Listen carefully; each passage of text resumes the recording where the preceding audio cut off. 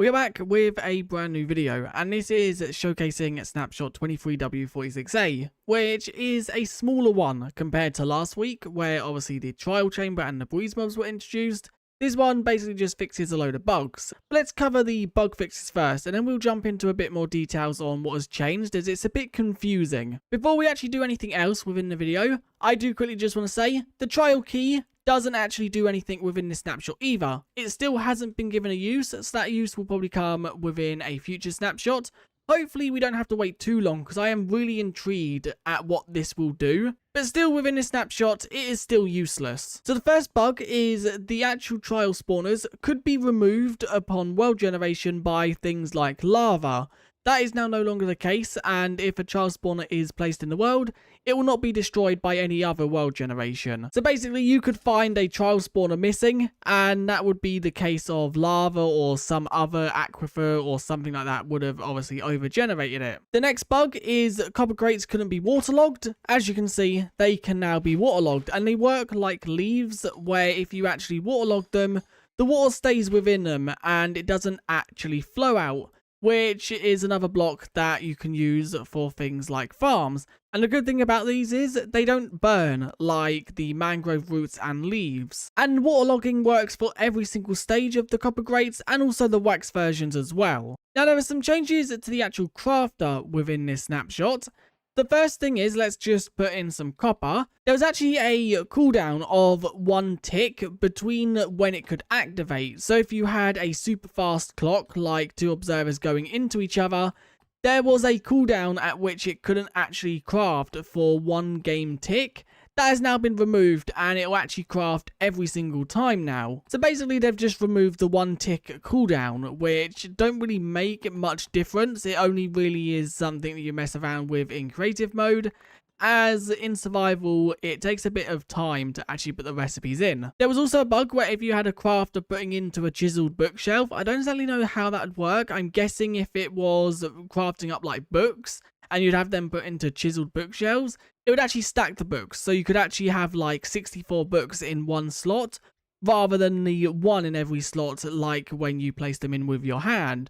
Well, that is now fixed, and if a actual crafter was to put a book inside a chiseled bookshelf, it will only put 1 in each slot. The breeze mob is now in the correct place spawn egg wise. Before it would be like down with the ghast, it is now with the bees. And another thing about the breeze is if you actually kill it, it will now count as monster hunter advancement. So as you can see, killing it will give you that advancement if you haven't already got it. And the next thing, if you actually had levers that were on and the breeze was to shoot you, it wouldn't be able to turn them off. That is now no longer the case, and it will now turn levers off. As you can see, it hit that one, and it did actually turn them off. So the bug here was basically it could turn levers on, but it couldn't turn them off again. So now it will actually turn them on and off. Now we will quickly jump into the Minecraft.net page, because the other changes within this snapshot are not really obvious.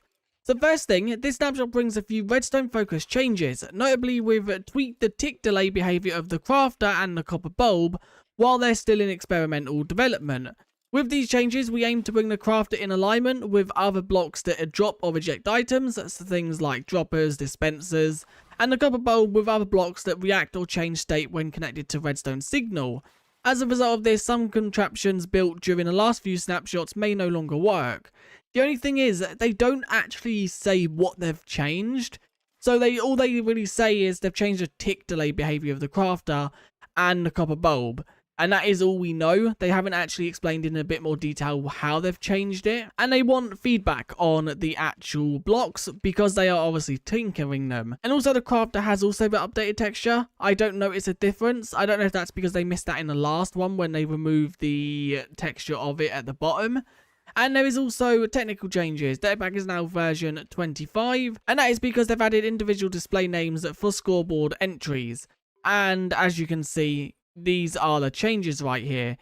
This is, I think, to do some cool things like this. As you can see, it says Steve and then the snapshot, and then it says Froggy snapshot.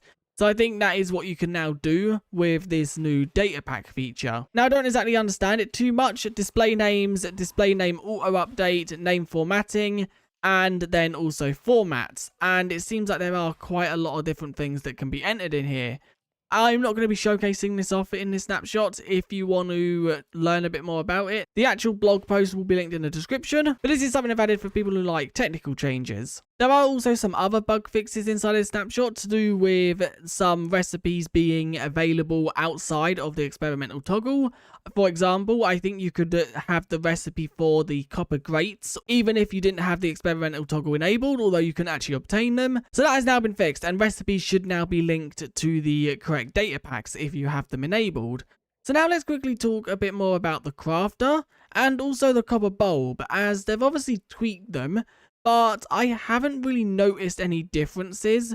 But I didn't really mess with them too much. So if we was to place that down and light it, I think they've now just made it instant. I think that's the change they've made. I think before there was a delay in which it would change, but I think now it just changes instantly. And it's the same with the crafter. If the crafter does actually have a recipe within it, let's actually just put some planks. So there we go, that doesn't lock up, but it's not actually crafting anything because I've used ice right there and that needs to be a solid block.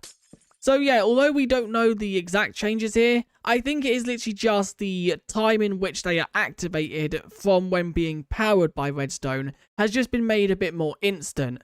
Now, as for the texture of the crafter, I don't really notice anything. I think the back has been altered, as I don't remember the back looking like that. I have actually just opened up all of the textures inside of a app, and the bottom has been altered. As you can see, this is what the bottom used to look like. They've now made it so the bottom is now fully the grey colour. Then the sides don't seem to have been altered at all. Actually, the sides have been altered. You can see they've actually added a bit of a stone base at the bottom. Yeah, as you can see, it don't actually have that stone base at the bottom before. So they've added that stone base at the bottom on all of the actual sides. And then on the actual back, this is what the back used to look like. And this is what it looks like now. So they've added a bit more of the stone looking texture to it. And let's quickly just have a look at the bottom. Yeah, the bottom did also have wood around it. Now, as you can see, it is fully made out of stone. I did say that the front hasn't been altered, but the front has also been altered. As you can see, this is what the front used to look like. And that is what it looks like now. Once again, the only change is it's just got a bit more stone around it. And the final thing I want to showcase in this video before we end, this is the copper bulb activating with observers instantly powering it with a observer clock, as you can see. I don't know if this is any different. It does look a little bit faster in between activating, but I'm not too sure. That could just be like a trick of the eye. One thing that I am going to say, the actual copper bulb turning on and off,